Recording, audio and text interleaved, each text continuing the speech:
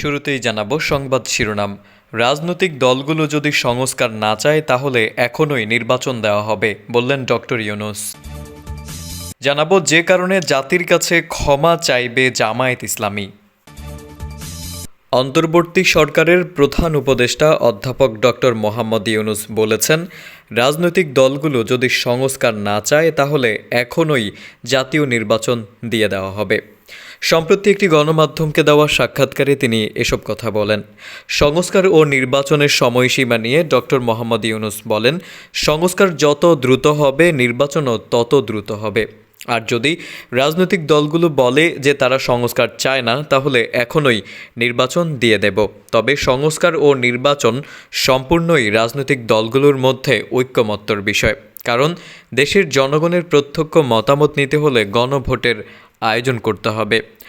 অন্তর্বর্তী সরকার দ্রুততম সময়ের মধ্যে রাজনৈতিক দলগুলোর সঙ্গে ঐক্যমত্যর মাধ্যমে নির্বাচনের পথ তৈরি করবে উল্লেখ করে প্রধান উপদেষ্টা বলেন, আমরা কোনো কিছুই চাপিয়ে দিচ্ছি না। প্রশাসন কেবল প্রক্রিয়াটি সহজ করার জন্য কাজ করছে।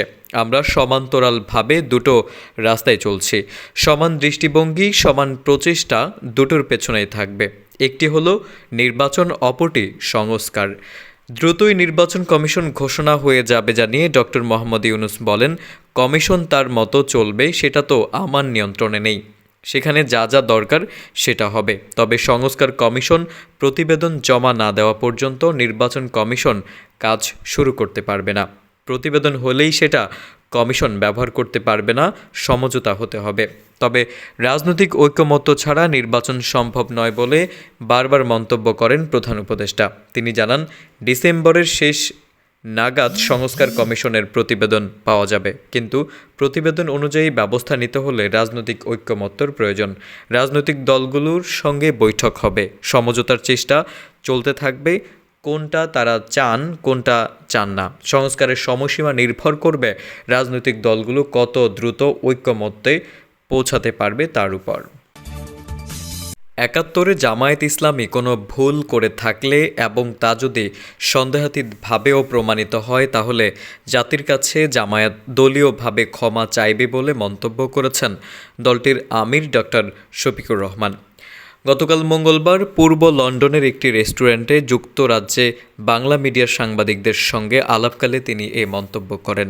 এ সময় জামায়াত আমির বলেন, ২৪-এর গণ অভ্যুত্থানে নিহতদের জাতীয় বীর হিসেবে স্বীকৃতি দিন। এই অভ্যুত্থানে দেশের সকল শ্রেণীর মানুষ অংশগ্রহণ করেছিল।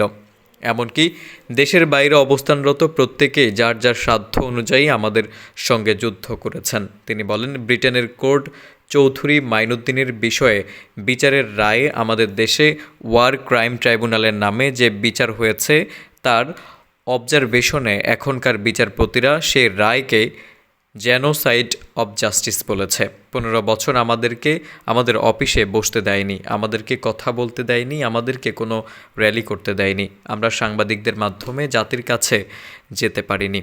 তিনি বলেন, জাতিগতভাবে অনৈক্য এবং দুর্নীতির কারণে আমরা জাতি হিসেবে এগোতে পারিনি। দুর্নীতি আমাদের জন্য একটি জাতীয় লজ্জার বিষয়।